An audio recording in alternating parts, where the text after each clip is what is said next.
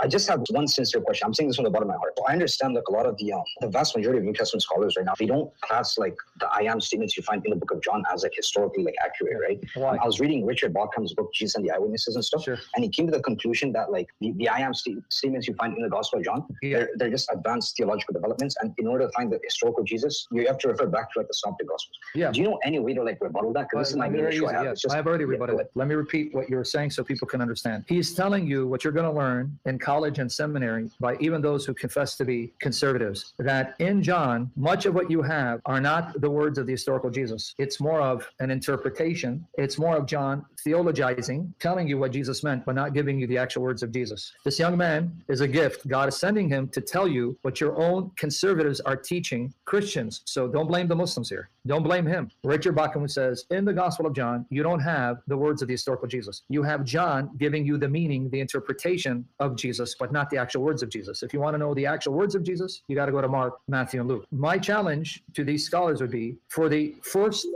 1800 years of the church, can you find any conservative Christian, believing Christian, not someone who's an atheist, agnostic, not someone who denies the historicity of the Bible, but someone who affirms its historicity, and that the authors of the books whose names are attached to these books, or which we find in tradition, ascribing these books to these authors, believe that these were the authors. For example, there is no competing tradition anywhere in church history that someone other than Matthew wrote the gospel attributed to him, someone other than Mark wrote the gospel attributed to him, someone other than Luke wrote the Gospel of Luke and Acts, and so on and so forth. That is a modern criticism. But if you go back as far as you trace the manuscript evidence, the historical evidence, even as far back as Irenaeus, the disciple of Polycarp, Matthew wrote Matthew, Mark wrote Mark, Luke wrote Luke, John wrote John, no competing voices in the church where they argued about the authorship of these books. Now let's put that aside. You won't find any one of them questioning the historicity of John. Their belief was that John focused on those aspects of Jesus' teaching that Matthew, Mark, and Luke did not mention, and it only makes sense. Why then repeat the very material found in Matthew, Mark, and Luke? You already have that material in Matthew, Mark, and Luke. If that's all John wanted to do, then he didn't need to write anything, because Matthew, Mark, and Luke already say basically the same thing. John comes along and gives us those details, not mentioned in the other Gospels, details of the historical Jesus in order to give us a more complete picture. That was the view of the church. Now, besides that, what evidence do I have that the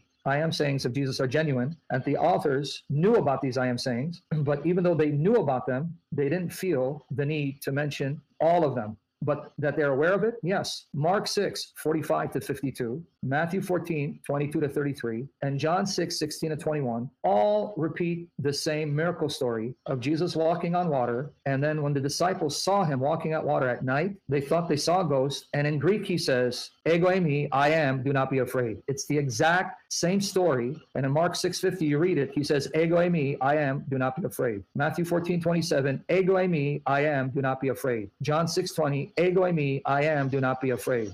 So right there, you have a miracle story of Jesus in which he unveils his identity as the divine I am, as a Lord of the winds and the seas and the waves, who subjugates them by his power. That's found in John, that's already in Mark and Matthew, and yet guess what? Luke doesn't mention it. So if you're going to subscribe to the views of modern scholarship that says that Luke used Mark, that means Luke would have been aware of that I am saying, but didn't include it, which confirms my point. They were aware of the I am sayings, but for their purposes, they didn't feel the need to include many of them, or any of them in the case of Luke, not because they didn't know the I am sayings, but because for their purpose, they didn't include them. That's the answer. So now you need to explain to me, how is it in Mark 6, the first of the Gospels, according to modern scholarship, you have an I am saying of Jesus found in John 6 in the context of Jesus walking upon the waters to demonstrate his sovereign authority over the winds and the waves, something that the Hebrew scriptures ascribe to Yahweh alone. I personally, I do believe that all the Gospels do portray Jesus as divine. But that's not my question, Chad. I didn't say the divine. You're using Bart Ehrman on me. It's not going to help you use Bart Ehrman. This is an I am saying.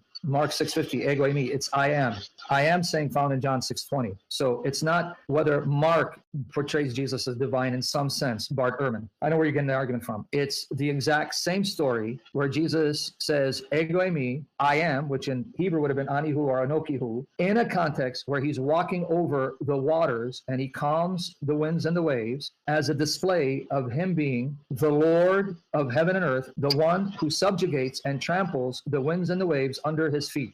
which according to the Old Testament is ascribed only to Yahweh, such as Job chapter 9, verse 8, and Psalm 107, you can read from 22 to 30. So my question is, what do you do with the I am saying found by Mark in the same context that's found in John as an affirmation of Jesus being the human manifestation of Yahweh? I wouldn't, you see, I can't object to that.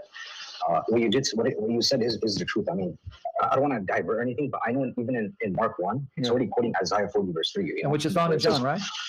Which is not in John, exactly. No, it is in John. No, I didn't say it's not. It's found. Yes, it is in John. It's in John 1:23, where the Baptist says, I am the voice of Isaiah, as the prophet Isaiah said, of one crying out in the wilderness. So in John 1:23, John the Baptist says, I am the voice that cries out in the wilderness, as the prophet Isaiah announced. So Mark 1 and John 1 both agree Jesus is the Lord of Isaiah 40, and both agree that John the Baptist is the voice, the forerunner, preparing the people for the appearance of Yahweh, who turns out to be Jesus. So the so-called earliest gospel and the last of the gospels both begin by affirming that Jesus is the God of Israel, the human appearance of Yahweh. I agree with that. I don't object to that. So where is the development? If the earliest gospel portrays Jesus as Yahweh in the flesh, because scholars say Mark is the earliest gospel. I'm not saying they're right. Let's assume. Let's buy into their assumptions. Mark is the first of the gospels, and then the latest gospel supposedly John, because John is the last of the gospels. So if you have Mark affirming Jesus is Yahweh in the flesh, and you have John affirming that Jesus is Yahweh in the flesh, where's the development in Christology? Yeah, now I don't see the development at all, because they all portray him as Yahweh in the flesh. Now that I look at it, yeah. So that's why I'm aware of the arguments of scholars, and I don't buy it. I'm not convinced, because it's not true. Matthew, Mark, Luke are unaware of the I am sayings. Why? I just gave you an example. Mark 6:50. The Greek is right there. Ego me, I am, do not be afraid. Exact same context is found in John 6, because Mark, Matthew, and John record the same miracle story. So I want to repeat it for everyone else, because I was speaking a little fast. Again, everyone write down Mark 6, 45 to 52, Matthew 14, 22 to 33, and write down John 6, 16 to 21. It's the same story. It's Jesus walking on water. And it actually appears in the same context, because in Mark 6, Matthew 14, and John 6, it follows up Jesus's miraculous feeding of the 5,000 men, with women and children to be more. So here, Mark, Matthew, and John all record the miraculous feeding of the 5,000 in the wilderness with a few loaves and a few fish. And then all record that right after that, the disciples got in a boat, head to the other side. And in the middle of the night, Jesus walked on water and said, Ego me, I am, do not be afraid. I'm going to ask you the question so you can get the point, which you already got, but just for emphasis.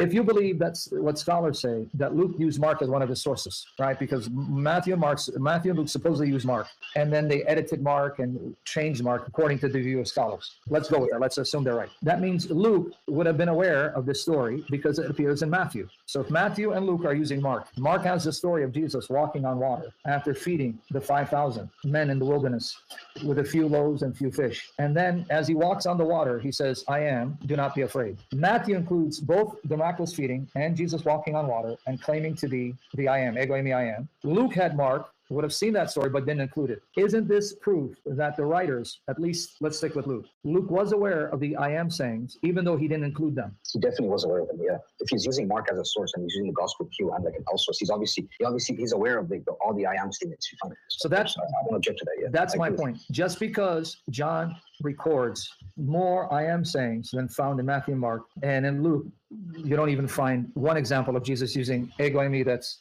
similar to that of John. That doesn't mean they're not aware of it. It means they had their own reasons for including the material that they wanted to be included, because there's only so much information you can include in a scroll that is so long, and so they have to be selective. And this is where John comes and says, I'm going to now complement these gospels by not repeating what's already there, because it's already there. Matthew repeats much of Mark, Luke repeats much of Mark, and Matthew and Luke have a lot of material in agreement. So I'm going to now include that aspect of Jesus' teaching, not mention another three, to give a more complete picture. This has been the view of the church for centuries until the rise of modern critical biblical scholarship. Why are they wrong? Yeah, okay. So I see. So you take the early church moreover than compared to the scholars in our day and age. Yeah. I can see. Because I'm guessing for the first 300 years. Sorry, go ahead. No, I was going to say, if you take their assumption that because there are things not found in Matthew, Mark, and Luke, and only found in John, therefore that means the things in John are not as historically reliable, or that John is not giving you history, but the interpretation of Jesus. Would you subscribe to that assumption and say, then,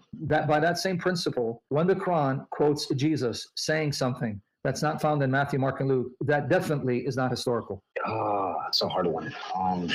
Because that's the assumption, right? What's the assumption? Yeah, I can see the double standards thing. Yeah, I can see that. Okay, you understand the assumption? The assumption is, since John quotes Jesus saying things and doing things not found in Matthew, Mark, and Luke, that means the things of John must be either fabrications, stuff he made up and attributed to Jesus, or John is giving you an inspired interpretation of what Jesus meant, but not actual history. So we go with that assumption. I look to the Quran, and there are things that Jesus says in the Quran not found, and even directly contradicts what's found in Mark, Matthew, and Luke, and even John. So by their principle, that means the Quran cannot be trusted and should be rejected, right? Yeah, I can agree with that. So why do Muslims use scholars selectively and not consistently, and just go all the way and become agnostic and atheist like the apostate prophet? Yeah, I can't really answer that in my opinion. What's the other question? Yeah, just this last question, Brother Sam.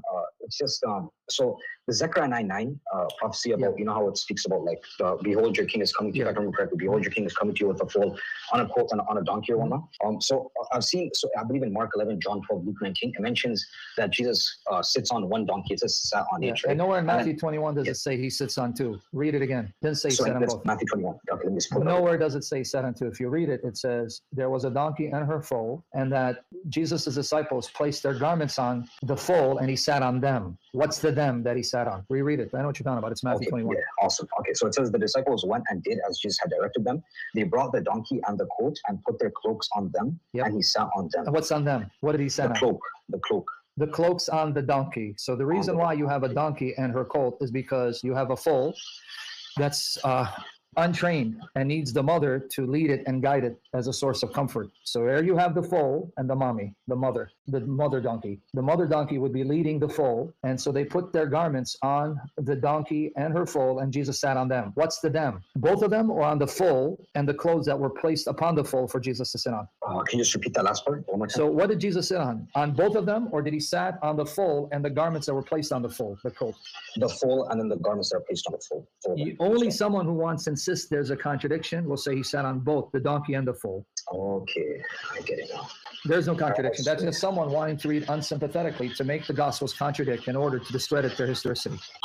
Now, the one last thing is, okay, so I know like in Mark and Matthew it says that so this is Mary of Bethany now. This is not a sinful woman. Mary, yes. So in Mark and Matthew, it says that he anointed Jesus on his head. So now in John, it says that he anointed his feet and wiped it with her hair. So it's either or again? So can you show me Matthew and Mark saying she only wiped his head, not his feet? That's a myopic way of reading.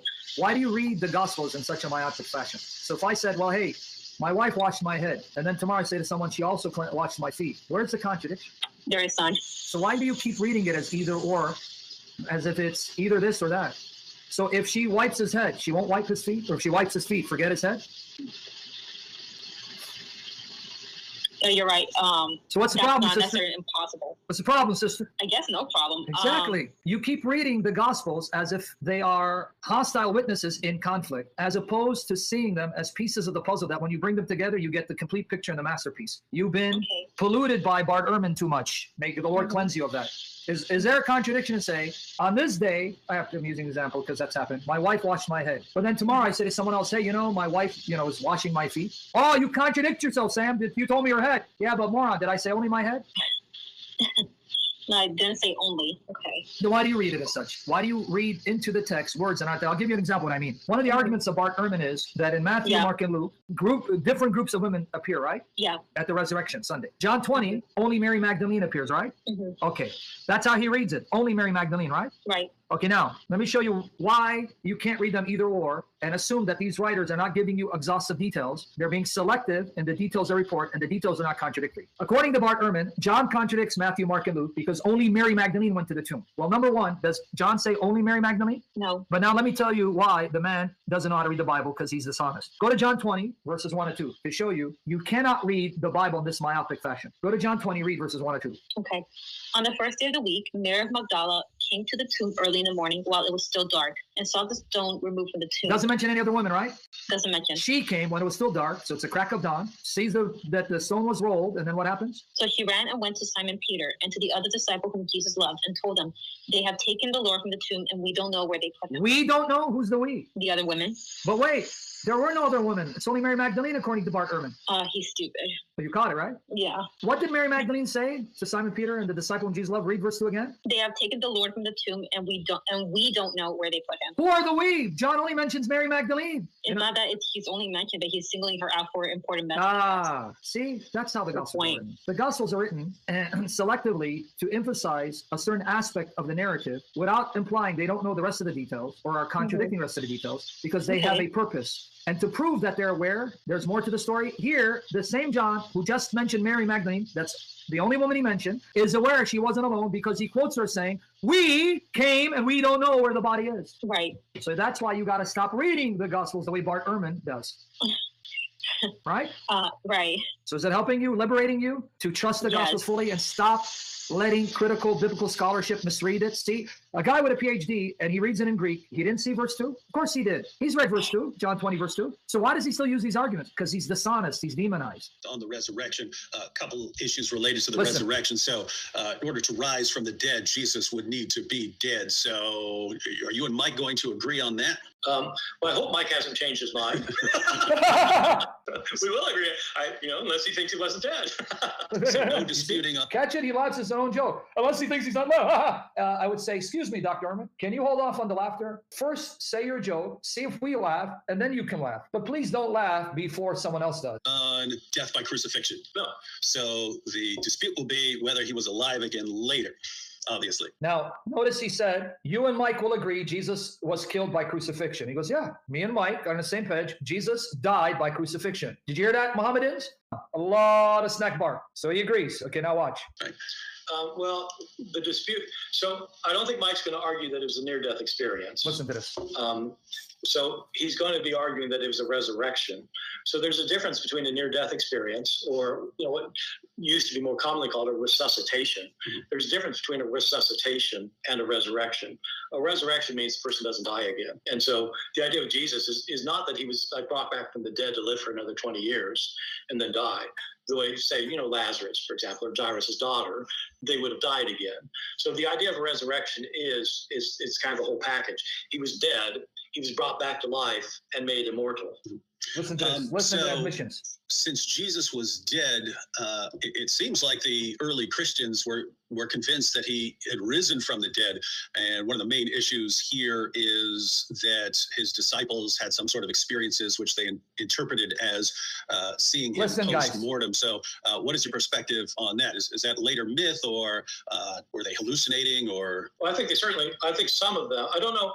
We don't have good records for any of this, unfortunately, because none of the people, none of the disciples who allegedly saw something have left us any records. Now, this is based on the assumption Matthew did not write Matthew. John did not write John. So notice the assumption, begging the question, putting the cart before the horse, circular reasoning. He doesn't believe Matthew, the apostle, wrote Matthew. John, the apostle, wrote John. Therefore, we have no records from the disciples recounting their experience of the resurrected Jesus. So you see, this is circular reasoning. This is begging the question. This is assuming what you have yet to prove, putting the cart before the horse. If we take the unanimous, universal view of the church, Matthew the apostle wrote Matthew, then you do have a record of an apostle of Jesus who was an eyewitness to the resurrection. If we take the universal, unanimous position of the church, John the apostle wrote the Gospel of John, then you have another record written by an eyewitness to Jesus who was an eyewitness to the resurrection. Let alone 1st and 2nd Peter.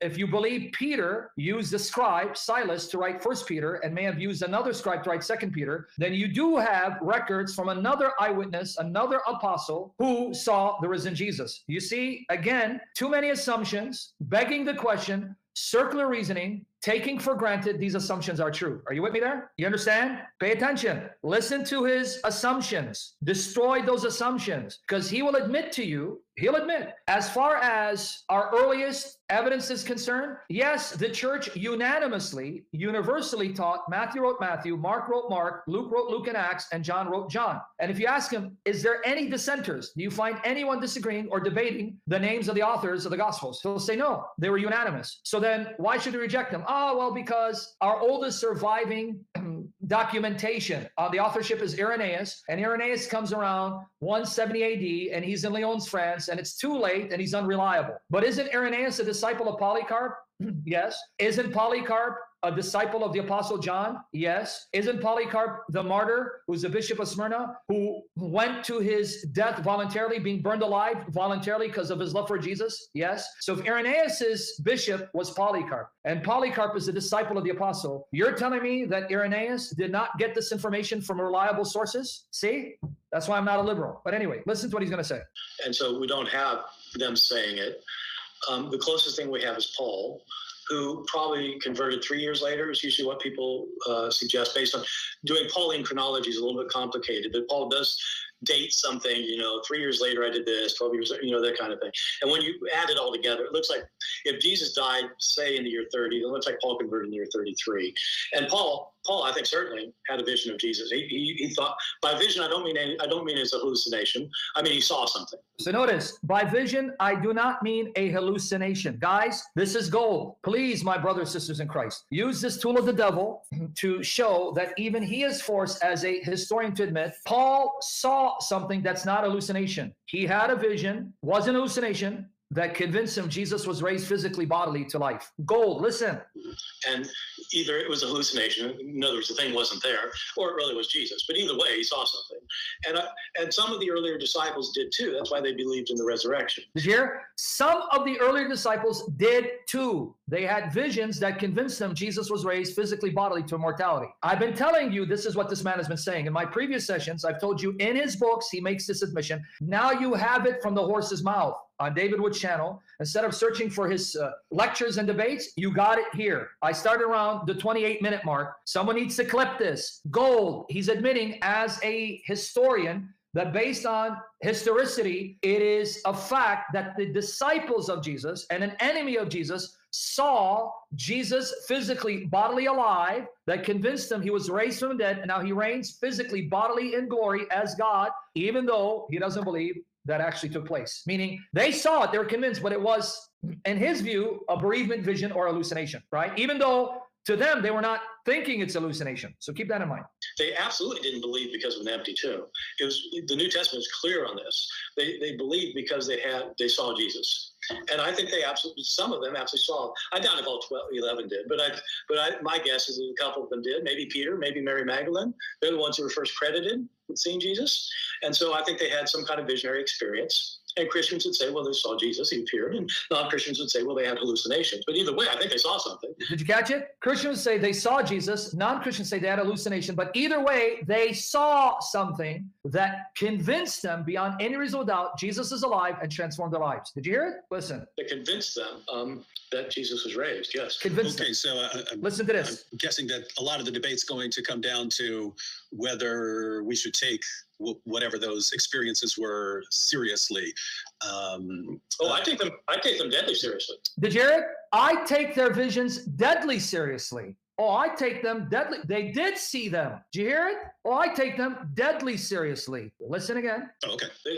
I think they saw something. Absolutely. Absolutely. So they saw something, and the question is, did they see the risen Jesus? That'd be the dispute. Or more likely, can we know that what they saw was the risen Jesus? Would that be more accurate? I absolutely think they believe they saw the risen Jesus. I absolutely think they believe they saw the risen Jesus, Muslims. But your Quran says that Jesus's followers were Muslims and they preached Islamic theology. Bart Ehrman just said, I think they absolutely believe they saw Jesus risen from death. Focus, guys. Listen. Now watch what he says about James, the so-called brother of the Lord. Watch. It's going to get better. That doesn't mean they saw the risen Jesus. I mean, I know all sorts of people who've seen the Blessed Virgin Mary lately. Did you hear that? And he laughs again. Did you hear what he said? That doesn't mean they saw the risen Jesus. I know people who've seen the Blessed Virgin Mary. That doesn't mean they saw the Virgin. You understand what he's doing here? For you Protestants especially, I want you to learn from this. Protestants, I want you to learn from this. Because I'm trying to use the right words by the power of the Holy Spirit, so I don't come off as bashing anyone. But because you mock the Orthodox, Catholic, Coptic, and Church of the East position that the Blessed Mother of our Lord can appear in visions and dreams, that the Lord Jesus can send her to appear in dreams and visions representing Jesus Christ, because you decry that or you mock it, you are now putting a weapon in the hands of Bart Ehrman against your faith. Why? Because Ehrman's going to say to you, wait, when you have thousands and thousands of people who saw the miracle of Fatima, what was it, over 80,000, who saw it in daylight, and you explain that away, then why then would you expect me to believe that these people actually saw the real Jesus really alive in a glorified physical body? I can explain that away as well, right? Just like you think that may have been demonic, even though Bart Ehrman doesn't believe in the spirit realm, or hallucination, somehow 80,000 plus people hallucinated the same thing. So that if that can happen, then 500 people can hallucinate the same thing as well. You see the point? You see the point? You get the point, right? So he's using the visions and dreams of the Blessed Mother, or even of, let's say, angels or saints, to show why, okay, so Peter, Mary Magdalene, John, and Paul were convinced they saw Jesus truly alive in his physical body, transformed their lives, and they had no doubt they saw Jesus. But you know what? They were mistaken, just like these people are mistaken. Keep that in mind, guys. Keep that in mind. But watch what he's going to say about James. So I don't think they did, but they're convinced they did. All right. Now, so you mentioned Paul. What about... I have to repeat this one. I love what EMB said. Brother, I want to kiss your head. I love what he said. They will only believe when they will only believe when Luther will come in vision, but not church father sayings. Brother, I want to kiss your head. I want to frame that. They will only believe when Luther will come in vision, but not church father sayings. That was a good one, brother. I got to give you props for that. What about James? So if you just go with the Gospels, doesn't look like James had much confidence in his brother during that time, but later becomes an apostle. So what's your perspective there? I don't think we know. I think he certainly came to believe Jesus was raised from the dead. And so James, the so-called brother Lord, Ehrman says on historical grounds, I think he certainly came to believe Jesus was raised from the dead. James, the family member of the Lord. This is Bart Ehrman. Now he's arguing as an historian, not a skeptic. On historical grounds, using the historical method, James truly believed his brother was raised from the dead. Watch, this is gold, guys. You're burying Islam and other cults, and you're burying atheism, because atheism cannot explain away these experiences that transformed the apostles. Because if there was a body that was decaying somewhere, why didn't anyone simply point to the body? This is why Ehrman has to deny the burial tradition. In order for Ehrman to explain that the visions of the apostles were bereavement visions or hallucinations, though they didn't think they were hallucinations, he then denies the burial tradition. Did you guys know that? He then denies the burial. He says the story that Joseph of Arimathea buried Jesus in a tomb so that the tomb of Jesus was known,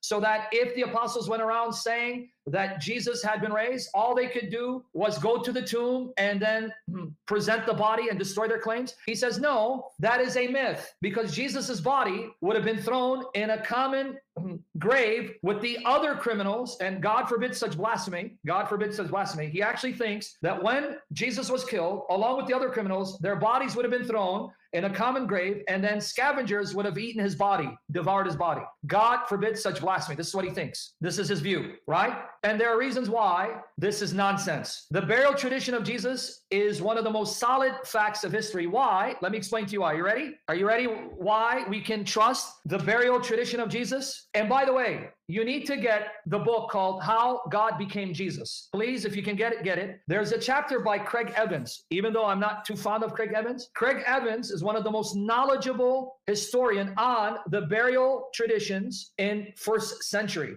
And he shows from historical archaeological sources that the Romans would give the body of a criminal to a family member so that they could grant or give their family member a proper burial. Ehrman denies this. He says, no, they wouldn't do so.